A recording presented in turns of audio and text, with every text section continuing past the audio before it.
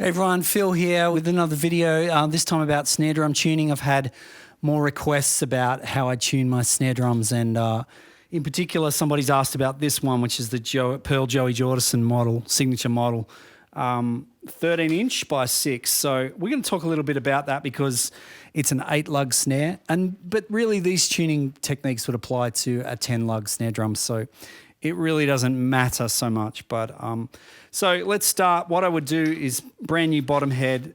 Today I'm using heads that I've used for a while, but if you had brand new heads, finger tight on all your tension rods, and then start by turning your key 180 degrees, 1, and then follow this pattern, 1, 2, 3, 4, 5, 6, 7, 8. So diagonally crossing the snare, and being really careful not to stretch this. So there's no need to physically stretch out the pre-stretch of the bottom head because it's so delicate.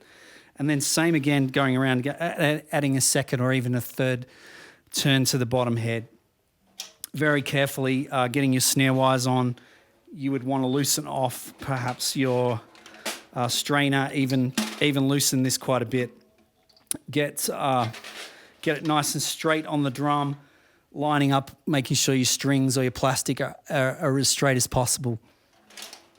Top head, new head on, finger tight on all your tension rods, and then again 180 degrees turn, 1, 2, 3, 4, 5, 6, 7, 8, and taking that up 2 turns in that order, one at a time. And then hopefully by that stage, your snare's sounding a little like this.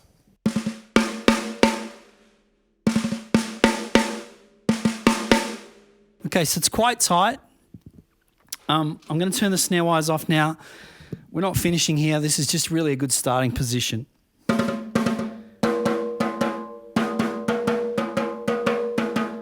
As you hear, as I tap around the tension rods at the different positions, so there's slightly different tunings, and you can use your finger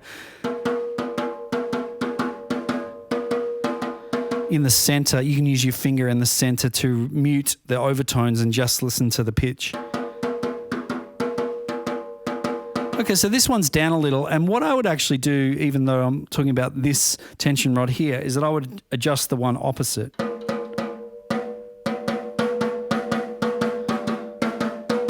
So they made a huge difference to the evenness there.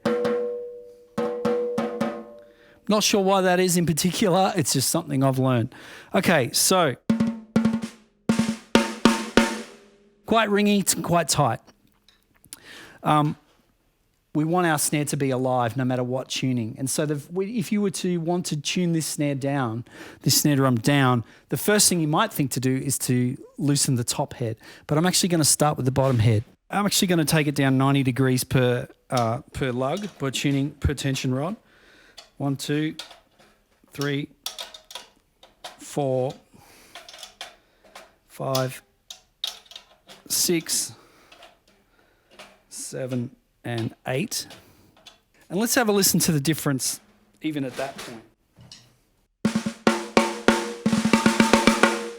Okay, so it's still high-pitched and bright and bitey, but I'm not sure if you can tell the depth of the sound has grown. So there's more raw, there's more to the sound. And that's a great place to start. Now, as you loosen that bottom head, the snare wires will actually become tighter. I learnt this from touring and borrowing a lot of drum kits and hiring gear, is that the snare drum wires would always seem to be ridiculously tight whenever I borrowed a kit. And it's like drummers can't stand the buzz from a snare, but it actually really deadens and kills the life out of the drum. It really sucks the life out of it. So just, if your snare drum doesn't sound great, just start by loosening the wires off and see if that helps the drum sound more open. That could be just the one thing that it really needs to open up. Okay, so now what we're going to do is actually begin to loosen off, but I'm only going to loosen off the top head on these 3 lugs closest to me, okay? So starting with this one, I'm just going to take that down 90 degrees, and this one here I'm going to take down 90 degrees, and this one in the middle, the closest to me, I'm going to take down a full 180. Okay, so straight away what you should hear is that, sure, the pitch has gone down a little, but the resonance or the ringiness has gone. and it's become much drier. Well, let's take it down even a little further on these three, just a smidge to see what happens to try and achieve a fatter sound. Okay, so in context.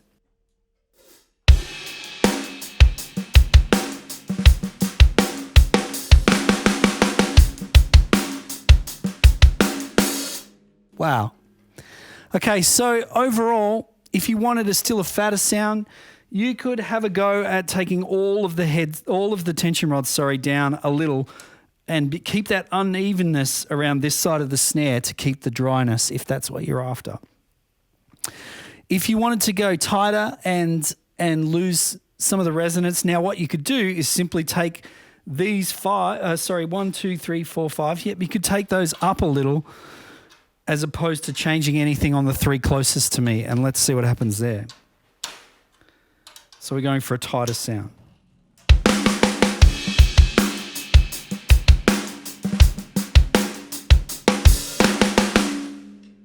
Wow, really dry and super tight sounding. Now, a lot of drummers aim to hit the snare in the center. My technique is kind of something I've learned over the years, is actually found that away from the center, so here's the center, but closer towards me,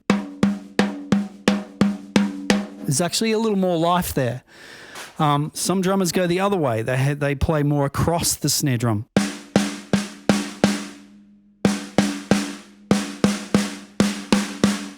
Okay, and then the second part to the technique of staying closer to this side, I actually borrowed from Stewart Copeland from the Police, one of the most famous drummers out there. And I read that he was actually rim-shotting every hit.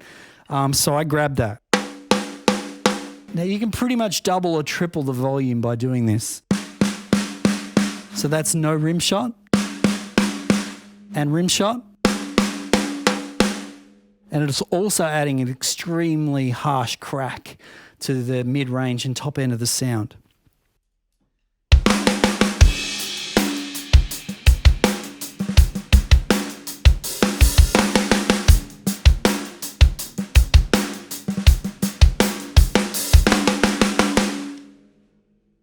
Okay, so there you go. There's my tips, some of the techniques and tricks that I use for tuning snares.